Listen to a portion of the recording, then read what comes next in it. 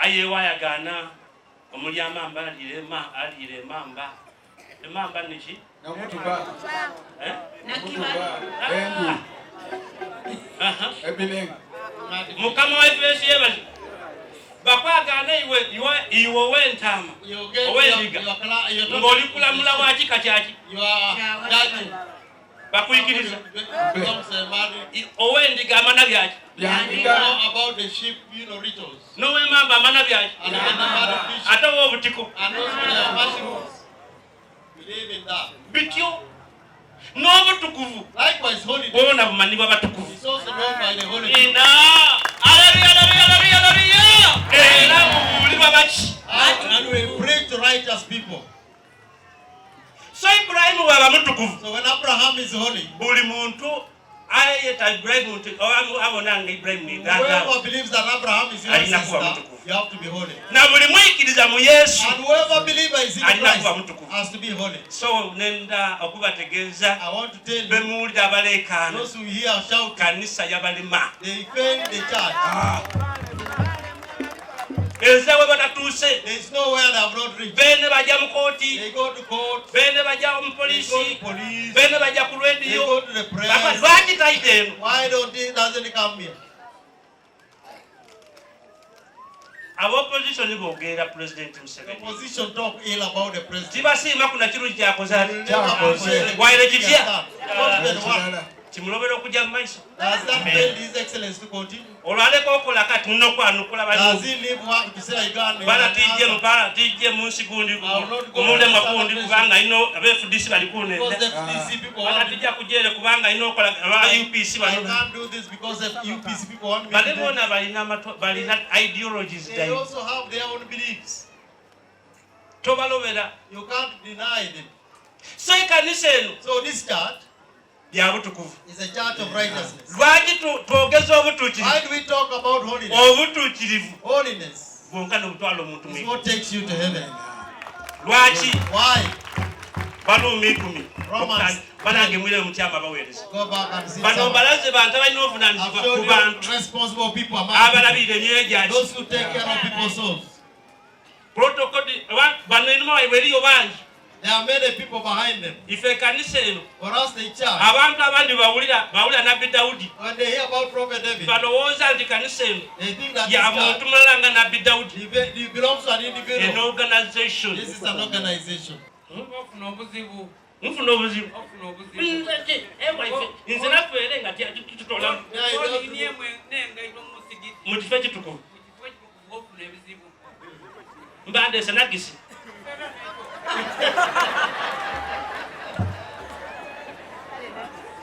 Ekyo ndowooza tukitegeye. I think we have understood Eyo that. ddiini efaanana That ekyo. is religion. Ate singa ife wano For us bwe tuba here, mu kanisa if we are in the church, omukazi atyama waayeno, a woman sits wherever omusaadha atyama and waayeno. a man sits freely.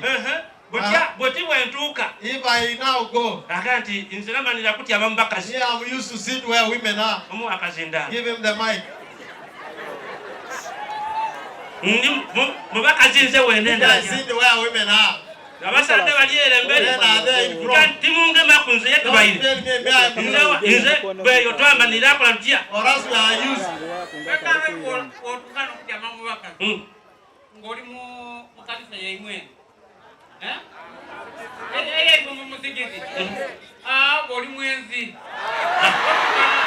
Kana ko kujama mu bakazi.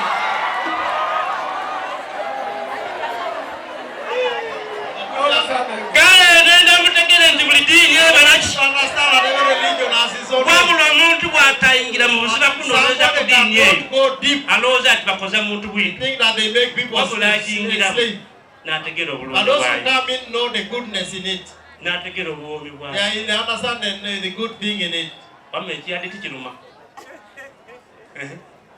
Ekigadi kiruma. Kiruma ino emirundi 10. Aye iwe singa iwe otayidibya mugaso gwa kusalamula. For you don't know the value of circumcision. Olina akugema lwa kifuba n'ajja And n'akusala. somebody grabs you by force. Tomwigula ku musango. And you take that person to court. That's physical abuse. Kibaba bakukase Omusango. Olumyoti omuntu. How do you make somebody feel down? Aye boyagana omugisu. And when you get the mugis, Aye melera. you stand with the stamina.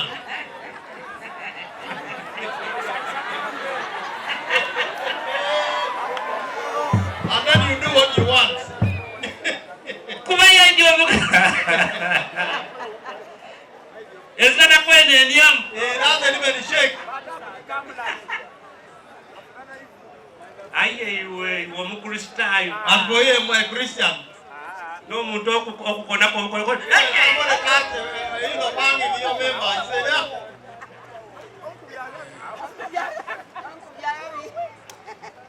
Mukama yewe. Praise the Lord.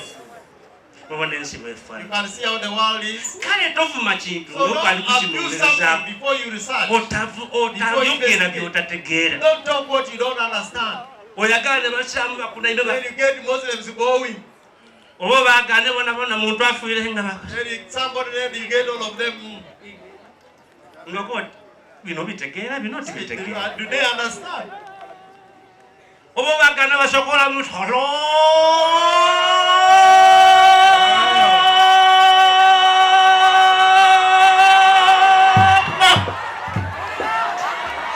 Hey! Hey! Obo kyono mulano. This is on man. Oyategeera. Wabulanze bwenda mulukunga. And when I come to the Muno garden, bikola aye Ibrahim yali mutukuvu. Abraham was righteous, was holy. Musomesa mutuukirivu. I teach him holiness. Bwabutegeera He ng'abona eno. understands and sees his God. Tunonja kuba walungi. We seek to be in a good place. Nze tivuma ddiini I don't yaabwe. abuse any people's religion. Aye byensomesa. And what I Ebiva teach, eri Mukama. what comes from Omuntu above, asobola okwetoolera. somebody can pick something Yakati good. Say no. ng'omwana abaana bajja mu kusoma. Like children who go to school. Eri yako bati nze There ndabusomesa. are those who say I want education. Omuza yakati olina kuba nze ndi inginiya. Oleeta otya omusomesa wano. How can you make me to be a teacher? Nze ndi musawo. Iwe oleeta otya ali obulimi. How do you bring me here as a farmer? Nenda bulimi. I want to be a farmer. Nekibulimi. So bino birimu okutegeera. So you have to understand.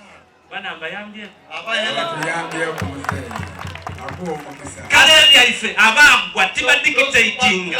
Tibalijja mu social media kukyusa constitution ya kanisa. Discredit us. They can't change the constitution. Tekisoboka. It's impossible. Omukisa. Olwo omuwala ayambala enkunamyo. And a woman, a girl puts Ajja on mu a short muzikiti. and goes to the mosque. Wamma kiikirizibwa. Is that permissive? Sabo tujikirizibwa. Wakiri atwala abakazi omukaaga. You can rather take 6 Abaana abasheria. Aye. Songa Katonda gy'akoba toyendanga. Don't fornicate. Don't commit adultery. Era eremu ewaife bakuba ati ayenze bakole bati. For us, those who Mboko imeka. they gain you 100 strokes.